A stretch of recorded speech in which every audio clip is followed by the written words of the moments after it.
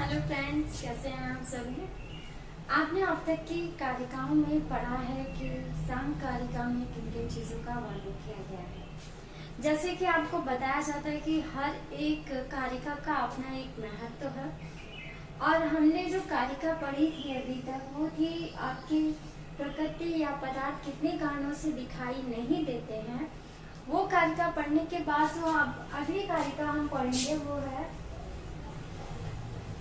कारिका संख्या 8। जैसे कि उस कारिका में बात की गई थी कि प्रकृति सूक्ष्म होने के कारण दिखाई नहीं देती या पदार्थ सूक्ष्म होने के कारण दिखाई नहीं देते, समीप होने के कारण दिखाई नहीं देते, बहुत दूर होने के कारण दिखाई नहीं देते, व्यवधान होने के कारण दिखाई नहीं देते, इंद्रिय का आघात होने के कारण दिखाई नहीं देते और समान वस्तुओं में समान वस्तु के मिल जाने से भी पदार्थ में दिखाई नहीं देते, चकाचौंध होने के कारण वस्तु में दिखाई नहीं देती है। इस प्रकार के जो उन्होंने 8 कारण दिए थे कि उसके कारण प्रकृति में दिखाई नहीं देती, उसी कारण को उसी एक कारण को यहाँ पर बहुत क्लियर किया। उन्होंने कहा सूक्ष्म,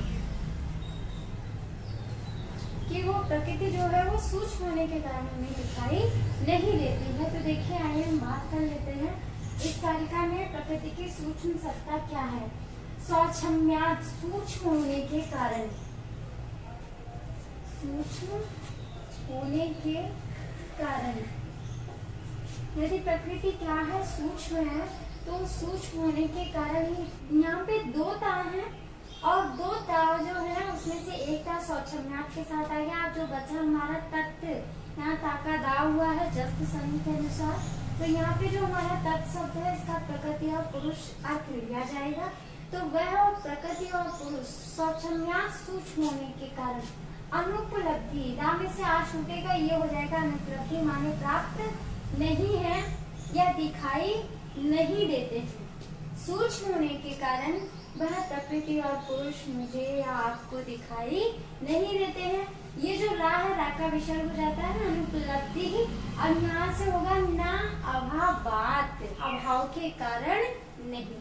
एक बार हम इस कारिका का पूरा देख लेते हैं कि सौक्षम्यात्, सूक्ष्म होने के कारण, तत्व वह प्रकृति और पुरुष अनुपलब्धि माने प्राप्त नहीं होते हैं, न अभावात, अभाव के कारण नहीं। यानी कि प्रकृति का अभाव है, इस कारण हमें वो दिखाई नहीं देते, ऐसा हम नहीं कह सकते, क्योंकि सूक्ष्म होने के कारण वो हमें दिखाई नहीं देते। कार्यतः तत् उपलब्धि, यहाँ पर ता है, ता के बाद शा है, सा का विसर्ग हो जाएगा, ये आपका हो जाएगा कार्यतः तत् उपलब्धि। कार्यता तसल प्रत्यय के अनुसार है, तो कार्यता माने कार्य से, तत् माने उस प्रकृति और पुरुष की उपलब्धि है, माने सत्ता सिद्ध होती है, यानी कि प्रकृति और पुरुष विद्यमान है। महदादि तच्चा कार्यम, अब यहाँ पर बात की गई है कि उनके कार्य क्या है, महदादि, वह महत इत्यादि। तो महत इत्यादि में कितनी चीजें आती हैं, आपके दिमाग में ग्राफ आ जाना चाहिए। सबसे पहले हमारा जो ग्राफ बनेगा वो बनेगा महत, महत से प्रकृति, प्रकृति से महत, महत से अहंकार, अहंकार से 5 ज्ञानेंद्रियां, 5 कर्मेंद्रियां, 5 तन्मात्राएं और 5 तन्मात्राओं से उत्पन्न 5 महाभूत, और उसी अहंकार से एक और वह इंद्रिय मन उत्पन्न होती है। तो यहाँ पर उन्होंने कहा महदादि, महत इत्यादि जो है तच्चा कार्यम, इसके उनके कार्य हैं। वह महत इत्यादि उस प्रकृति के क्या है, कार्य हैं। प्रकृति स्वरूपम विरूपम चा, जो प्रकृति के स्वरूपम माने समान रंग रूप वाले हैं, समान रंग रूप वाले हैं, या प्रकृति के समान कार्य करने वाले हैं। विरूपम चा, और उस प्रकृति के विपरीत भी है, यानी उस प्रकृति के समान भी है और उस प्रकृति के विपरीत भी है। एक बार पूरी कारिका का हम अर्थ जान लेते हैं कि सौक्षम्यात्, सूक्ष्म होने के कारण वह प्रकृति और पुरुष अनुपलब्धि माने हमें प्राप्त नहीं होती, न अभावात, अभाव के कारण नहीं। कार्यतः तद उपलब्धते, कार्य से उसकी क्या होती है, उपलब्धि है, माने उपलब्धि होती है, यानी प्राप्ति होती है। उपलब्धि और अनुपलब्धि दोनों शब्द यहाँ पर कहे गए हैं। इनको थोड़ा सा और हम क्लियर कर लेते हैं। जैसे इन्होंने कहा कि प्रकृति सूक्ष्म होने के कारण दिखाई नहीं देती है, लेकिन कार्य के द्वारा क्या होता है, हमें उसकी प्रतीति होती है या एहसास होता है। क्या आप में से किसी ने आज तक हवा का रंग देखा है कि हवा लाल होती है, नीली होती है, पीली होती है, किस तरह की? अच्छा, आप हाथ उठा रहे हैं। तो हवा का रंग अभी तक किसी ने नहीं देखा है। तो हवा कैसी है ये कोई नहीं जानता।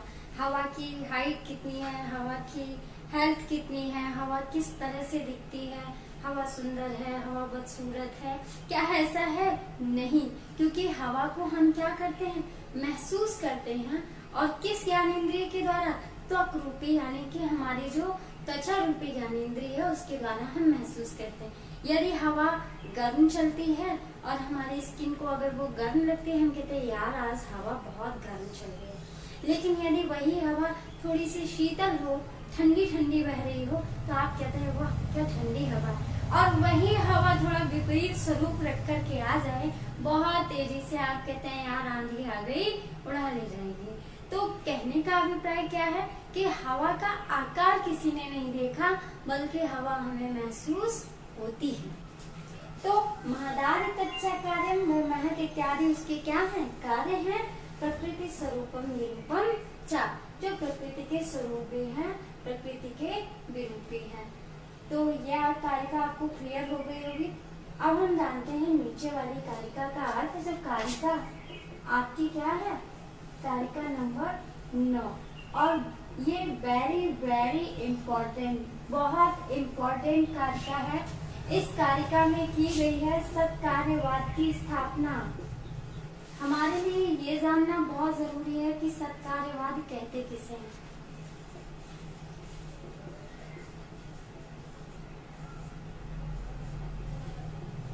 हमारे दर्शन में दो चीजों का प्रयोग किया गया है, पहला है सत्कार्यवाद, दूसरा सत्कार्यवाद। हमारे सत्कार्यवादी दर्शन 3 हैं। पहला है सांख्य दर्शन, दूसरा है वेदांत दर्शन और तीसरा है योग दर्शन। और हमारे जो 3 दर्शन है वो क्या है, असत्कार्यवादी हैं। बौद्ध भी असत्कार्यवादी है, वैशेषिक भी असत्कार्यवादी है और न्याय भी असत्कार्यवादी है। तो हमारे 3 दर्शन सत्कार्यवादी हैं और 3 दर्शन कैसे हैं, असत्कार्यवादी हैं। तो अब आपको ये क्लियर हो गया होगा कि सत्कार्यवाद क्या है और असत्कार्यवाद क्या है। अब हम जानते हैं कारिका का अर्थ। अब आपको अब इस कारिका का अर्थ समझने में बहुत ही आसानी होगी, लेकिन हम इस कारिका को अर्थ जाने उससे पहले हम इस कारिका के कुछ टुकड़े कर लेते हैं। देखिए, जब भी आप कारिका को पढ़िएगा या किसी भी श्लोक को पढ़िएगा, किसी भी मंत्र को पढ़िएगा, पहले उसके शब्दों को तोड़ लीजिएगा। उससे क्या होता है, जब आप शब्द को तोड़ लेते हैं तो आपको पर्टिकुलर शब्द पकड़ में आ जाता है और उसके बाद में जो अगला शब्द है उससे आप उसका अर्थ निकाल लेते हैं। इसीलिए बहुत जरूरी है कि आपको शब्दों को तोड़ तोड़ कर पढ़ना है। हमेशा जहाँ पर संधि हो उस संधि का विग्रह कर लीजिए, तो आपके जो अर्थ है बहुत आसानी से निकल आते हैं और आपको पढ़ने में भी आसानी हो जाती है। तो अब हम इसको तोड़ेंगे और तोड़ने के बाद इसका अर्थ निकालेंगे। पहला हम यहाँ से सिर्फ इतना लेंगे और इतने की बात करेंगे। देखिए, यहाँ पर लिखा है असद करणातव, ता है, ता का दा हो गया वही जस्त संधि के अनुसार, और उसी दा में इन्होंने उ यानी उपादान ग्रहणात, ये 2 चीजें रखी, यानी यहाँ पे कितने वर्ण हैं, 2 वर्ण हैं। तो पहला हम निकालेंगे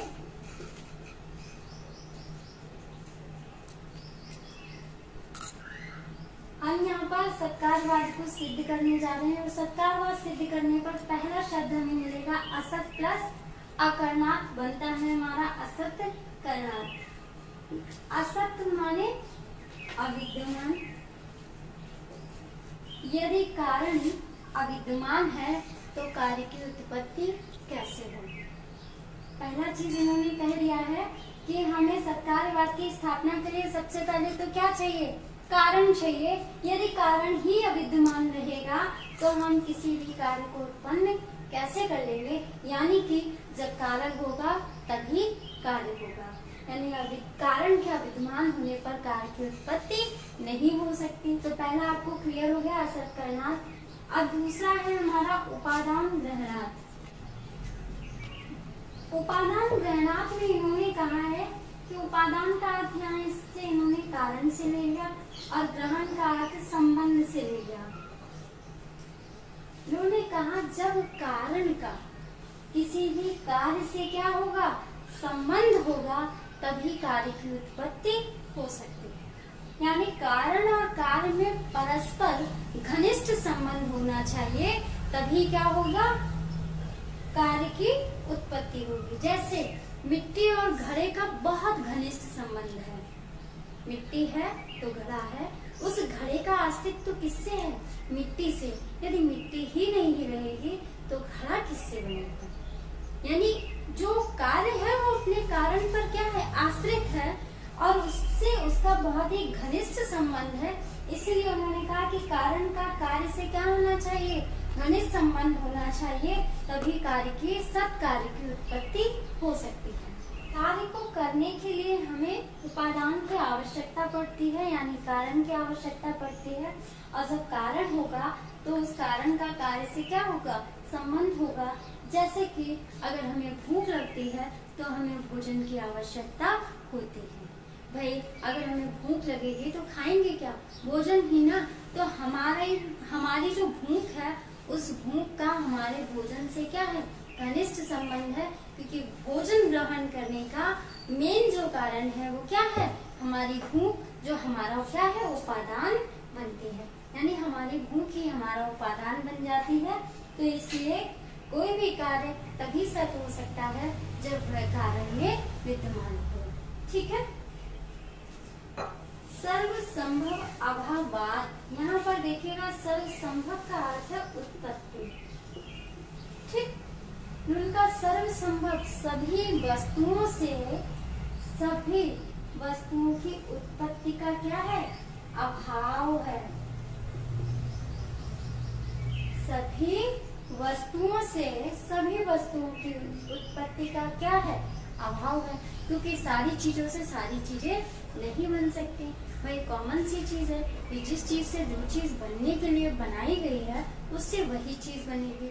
अगर ऐसा होने लगे कि हम जिस चीज से जो मर्जी बनाने लगे तो हम ईख से नमक उत्पन्न करने लगेंगे, मिट्टी से कपड़ा बनाने लगेंगे और हम कपड़े से घड़ा बनाने लगे या जल से घड़ा बनाने लगेंगे, तो यही होगा ना कि अगर सभी वस्तुओं से सभी वस्तुएं उत्पन्न होने लगेंगी तो हम भी कहेंगे जादू मंत्र छू मंत्र इससे ये चीज बन जाए। तो ऐसा नहीं हो सकता, क्योंकि अगर कोई वस्तु है तो उस वस्तु से बनने वाली वस्तुएं वही होंगी जिससे वह बन सकती हैं। यदि हमें घड़ा चाहिए तो मिट्टी की आवश्यकता होगी, यदि हमें नमक चाहिए तो हमें समुद्र के जल की आवश्यकता होगी, यदि हमें मीठा बनाना है तो उसके लिए हमको शक्कर की आवश्यकता होगी। तो यानी कि सभी वस्तुओं से सभी वस्तुओं की उत्पत्ति का क्या है, अभाव है। यानी सभी वस्तुओं से सभी वस्तु उत्पन्न नहीं हो सकती। अब है आपका सत्य शक्य करणार्थ। यहाँ पर सत्य का अर्थ है शक्ति।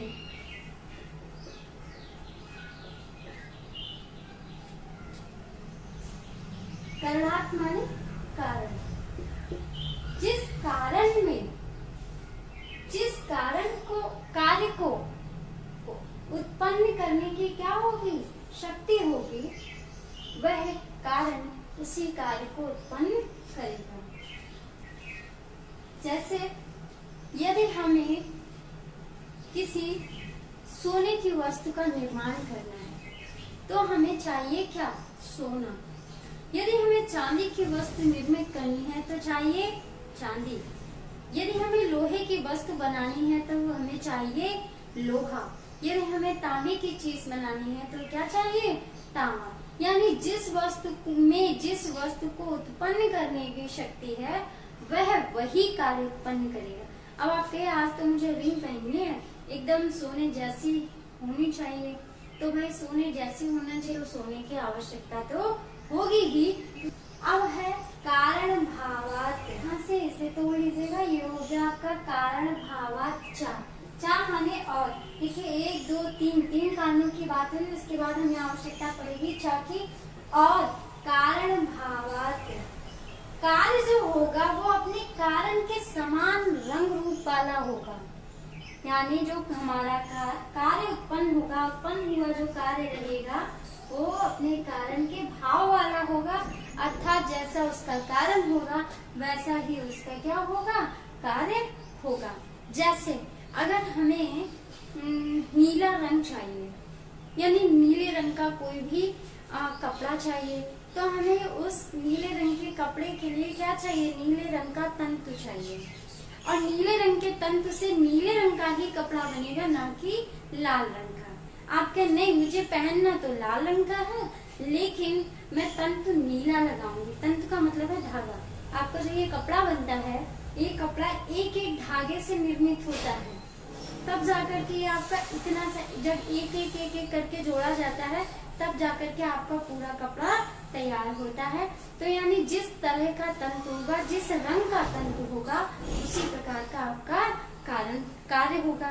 तो यदि आपका तंतु नीला है तो कपड़ा नीला होगा, तंतु लाल है तो कपड़ा लाल होगा। अगर आपकी ऊन जो है वो सफेद है तो आपका स्वेटर कैसा होगा, सफेद होगा। यदि आपकी मिट्टी काली है तो घड़े का रंग कैसा होगा, काला होगा। तो जिस रंग की हमें आवश्यकता होगी वैसे ही हमें उस रंग के तंतुओं की आवश्यकता भी पड़ेगी। तो जैसा क्या होगा हमारा कारण होगा, वैसा ही उसका क्या होगा, कार्य होगा।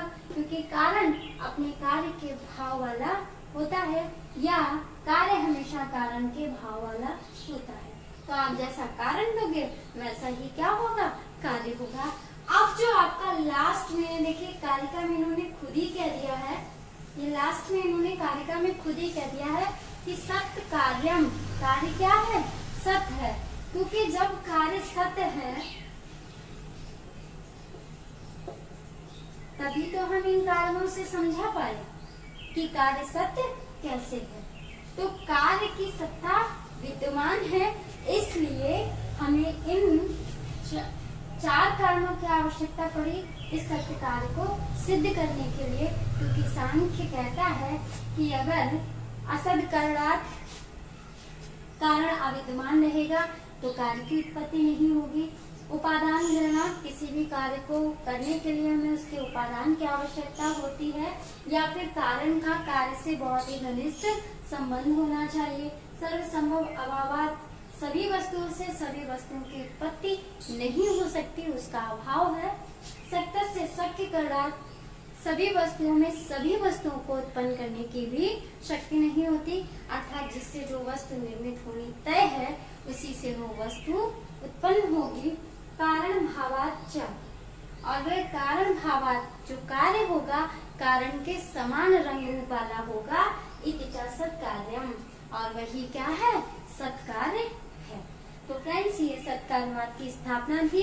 अगली कारिका में हम पढ़ेंगे व्यक्त और अव्यक्त में अंतर। व्यक्त 23 पदार्थ, अव्यक्त हमारी प्रकृति। तो पहले इन दोनों में अंतर पढ़ेंगे, फिर उसके बाद पढ़ेंगे अव्यक्त और पुरुष में अंतर, यानी प्रकृति और पुरुष में अंतर। तो आप शॉर्ट नोट बनाते रहिए, इस तरह से कारिका को तोड़ तोड़ कर पढ़ते रहिए। 1 से 2 बार रिवीजन जरूर करिएगा ताकि आपको कारिका भी अच्छे से तोड़ने में आ जाए, समझने में आ जाए, और आप इसका अर्थ भी बहुत आसानी से निकाल लें। तब तक के लिए नमस्कार। जाते जाते मैं एक बार जरूर कहूँगी, इस समय आप लोग सुरक्षित रहें, घर पर रहें और प्रसन्न रहें।